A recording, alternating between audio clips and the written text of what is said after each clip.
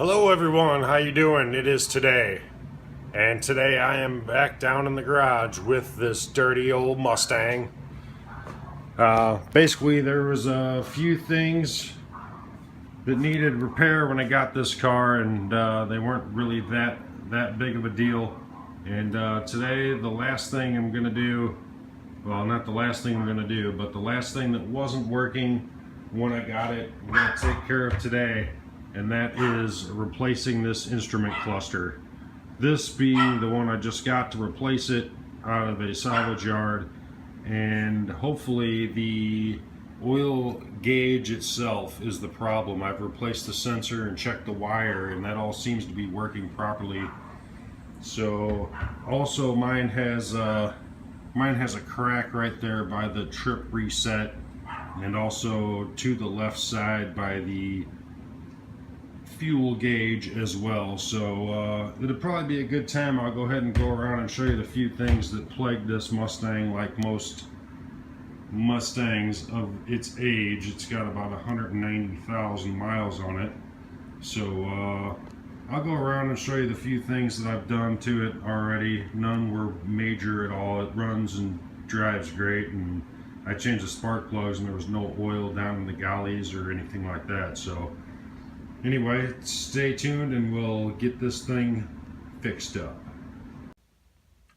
Alright, so here we are inside the car, and I'll just go ahead and take a minute to talk about a couple of the things that I've repaired to this point. I mean, basically, as far as things that needed repair that didn't work when I got it, the AC clutch was bad on it. The compressor still works good, and I basically I just put a new clutch kit on it that comes with the clutch, the pulley with a new bearing, and also the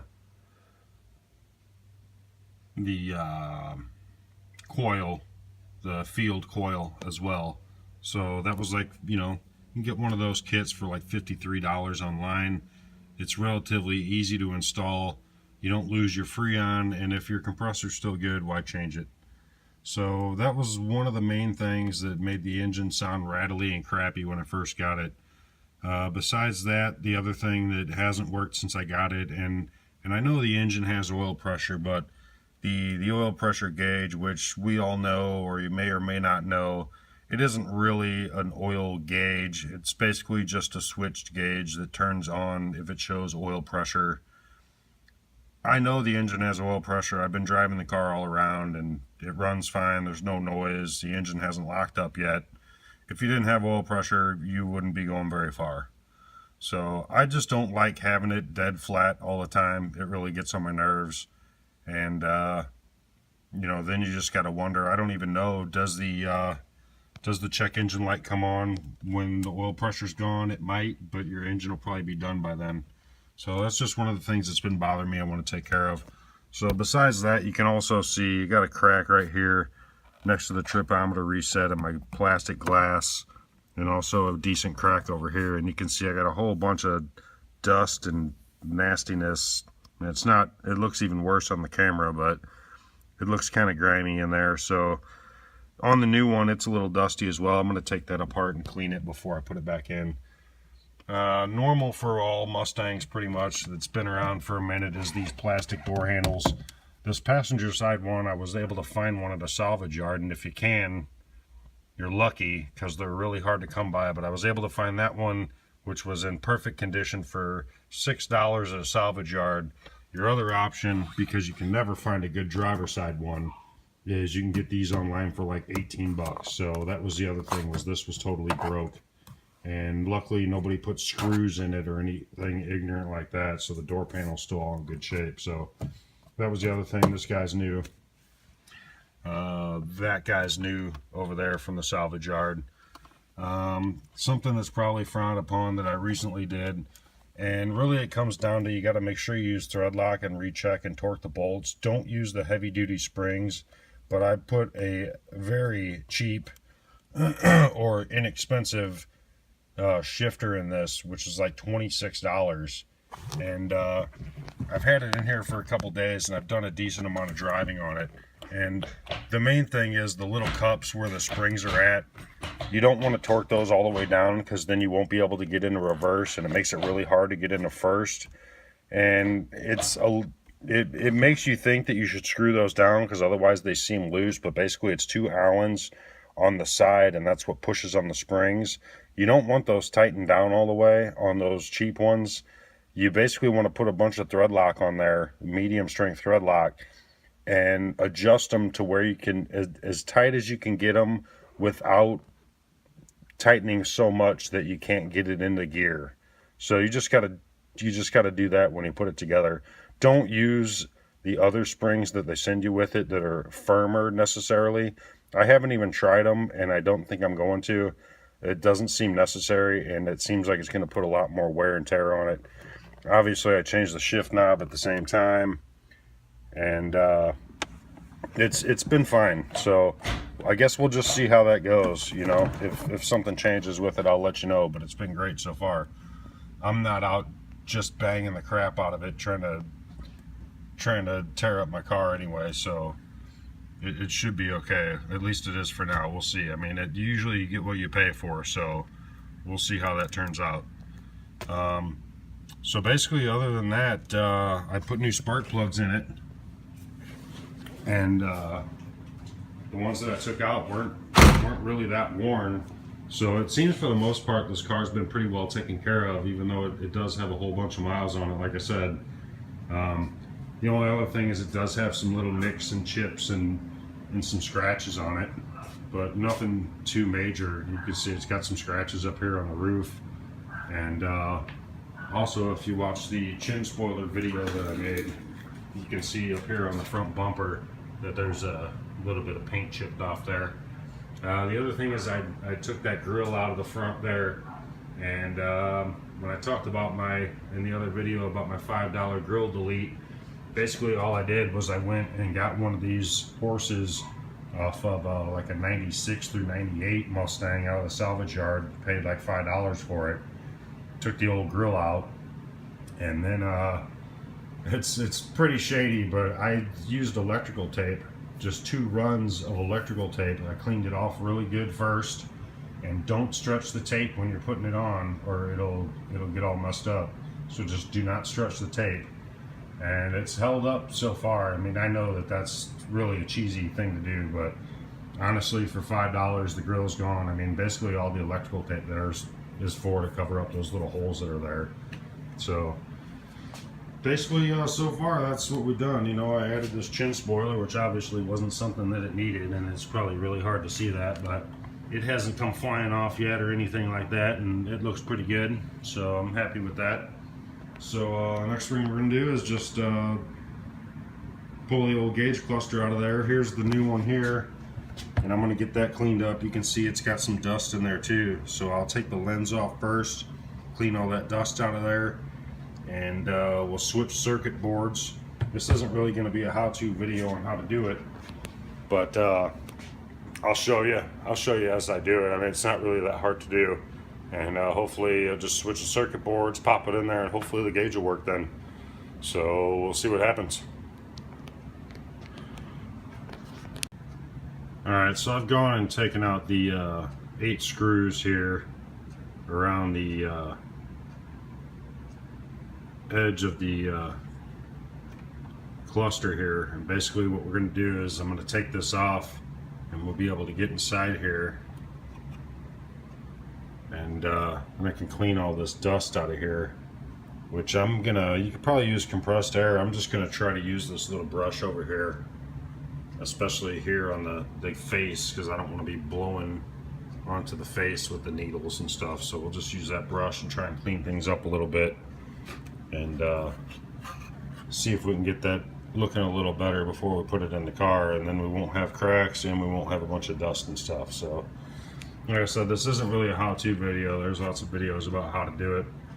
We're just having a look and seeing if we can take care of this pressure gauge issue, which I haven't found a whole lot of people replacing said gauge. So we'll see if that'll do the trick, and if you've tried other things like replacing the switch and check the wire and stuff and you still can't get it to work, maybe this will be your answer. So Now we'll get it cleaned up. Okay, so now I've cleaned out the inside of the lens and also dusted off the gauge faces as well carefully. And then I've gone ahead and reinstalled the 8 screws around the outside and put that back together so there's no damage done to the needles or whatnot. And now the next thing to do is we're going to flip it over here and take out these other screws here, which are torque screws, around this plastic housing, and we'll get in there, and all that's left to do is pull this circuit board off of this gauge cluster and swap it for the circuit board that's on my gauge cluster once I get it out of the car. So that's what I'm going to do next. Alright, so after removing this this plastic cover on the back, you're right there at the circuit board, and basically the only thing you have to do is unplug this one plug carefully. Just work it back and forth a little bit. I wouldn't necessarily bend on these little black prongs, and it should come right off. And then the only thing that's really holding it is where the gauges are poked through these little metal tabs here. So basically you just got to get it by the side and just kind of work it, pop it up, and it'll pretty much come right off. After you get it loose, you just kind of push that connector down through this hole. Just be careful not to be rough on your connector, which could be a problem. So there you can kind of see the prongs, which is basically the main thing holding it into these little slots. That's really all that holds it together once you take that plastic cover off. So I'm gonna basically, this is the part you need to swap over so that you don't have a security issue and your car is still gonna start and everything like that. I know that all my bulbs are good on my dash. If you were planning on upgrading to LEDs, or if you needed to change a bulb or whatnot, this would obviously be the time to do it. So I'm basically just doing a straight swap over, and if I have an issue I'll fix that later. It would be nice to do LEDs, but I'm not too worried about that right now. I just want to get this oil pressure gauge working.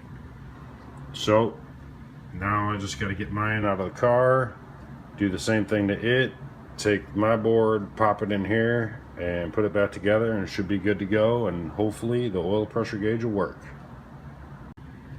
Okay, so here is the cluster out of the car, and here is you know, the circuit board from the cluster in the car, and then here is the circuit board from the one that I got from the salvage yard. And there are a few small differences, which like mainly right here, but wow, there's really a shadow from my big head or something. Like mainly right here by the plug, there's like this big resistor or something, ballast or something, and you got like wow, a different like there's a resistor here next to which looks like a couple of MOSFETs or something, which is not here on this board. So I mean, all the plugs, the two plugs look the same, and you know, this plug, even though this one has like little black fingers and this one has, wow, sorry about my head, an orange connector, the plugs look the same. I mean, everything should be the same. So, and I'm swapping the board over, so now I'm going to take this board out of here and we'll just put it in the other gauge cluster, and hopefully things will work a-okay. I did disconnect the battery before I took this stuff apart, just so you know. Maybe something you want to do, and let's see what happens. Alright, so I've just finished installing the new / used cluster. I've reconnected the battery here, and I have the trim piece laying down here on the floor because I'm not going to put this stuff back together just yet. But here's the new used cluster, and I figured we'd take a look at it together and see if the oil pressure works. Oh my goodness, I'm a little scared. Let's turn some lights on so you can see. Well, apparently the lights work, so I plugged things in good. Let's see what happens. Cross your fingers. Uh-oh. I've never seen it do that before.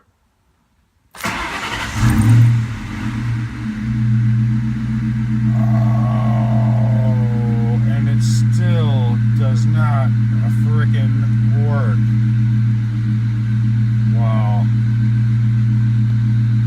Alright, so basically that may boil down to my board could have an issue,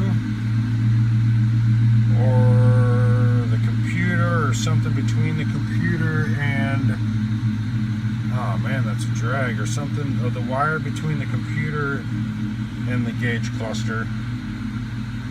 Oh, but man, that's a real drag. I really thought that was going to work for a second there. Alright, well, there you have it. So even though it's got a new switch and the wire seems to be good, I don't know. I guess the next thing to do is I'm just going to have to install an aftermarket gauge, because I'm not a big fan of just seeing no oil pressure all the time. It's a real drag. So, alright, well, anyway, there you go.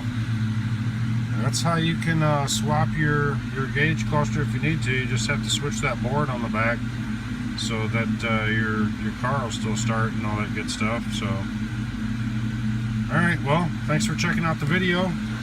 If you liked it, even though it probably didn't help you because it didn't help me, give it a like. Stay tuned and check out the next one. Have a good one.